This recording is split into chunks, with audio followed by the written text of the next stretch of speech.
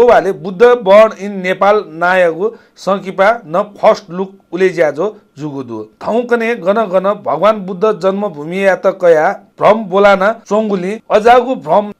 भ्रम चिका संसारे न्हने बुद्ध नेपाले हे जन्म जुगु खदका केनेगु तातुना देखुगु थो बुद्ध बर्न इन नेपाल निर्माण अभिनेता रमित ढुङ्गाना याना दिगु खसा निर्देशक ज्ञानेन्द्र देवजा याना दिगु ख रमित ढुङ्गानाया नाप आशिषमा नकर्मी निशा मिथिला शर्मा पिनिगु मु भूमिका दुगु थो बुद्ध बर्न इन नेपाल आवैगु जेठ 7 गते रिलिज जुगु दुसा संयुक्त राष्ट्र संघ या महासचिव बान की मुन नेपाल जाइगु इले वयकयातन केनिगु गोसा दुगु ख निर्माता व अभिनेता रमित ढुङ्गाना कनादिर र यो चलचित्रको बारेमा भन्नुपर्दा यो एउटा यस्तो चलचित्र हो जसले चाहिँ गौतम बुद्धको जन्मथलो नेपालको लुम्बिनी हो भनेर चाहिँ प्रमाणित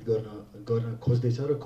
गर्छ पनि यो हामी विश्वास छ। यो रमित ढुङ्गानाको मात्र चलचित्र नभएर यो सम्पूर्ण नेपालीहरूको 3 करोड नेपालीहरूको चलचित्र हो। बुद्ध बर्न इन नेपाल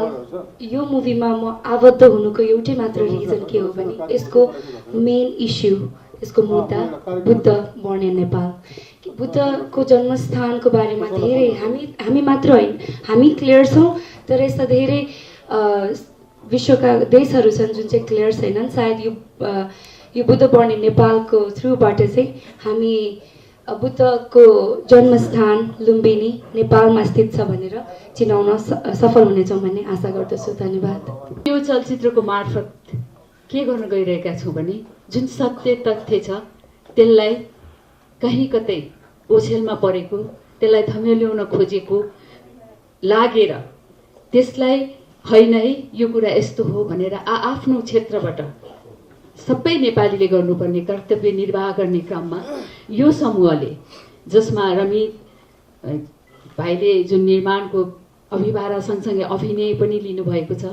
त्यस्तै ज्ञानेन्द्र देवजाले निर्देशनको अभिभारा समात्नु भएको छ त्यस्तै हाम्रा वरिष्ठ कलाकार निशाजी हुनुहुन्छ बहिनी छ म छु यो एउटा टिम हो प्राविधिक पक्षबाट कलाकारिताको पक्षबाट निर्माताको पक्षबाट राष्ट्र र राष्ट्रिय विभूतिहरू जसले नेपाललाई चिनाएको छ त्यो चिजलाई चिनाउनका लागि होस्टेमा हैसे गर्ने काम गरेका छौँ। धन्यवाद।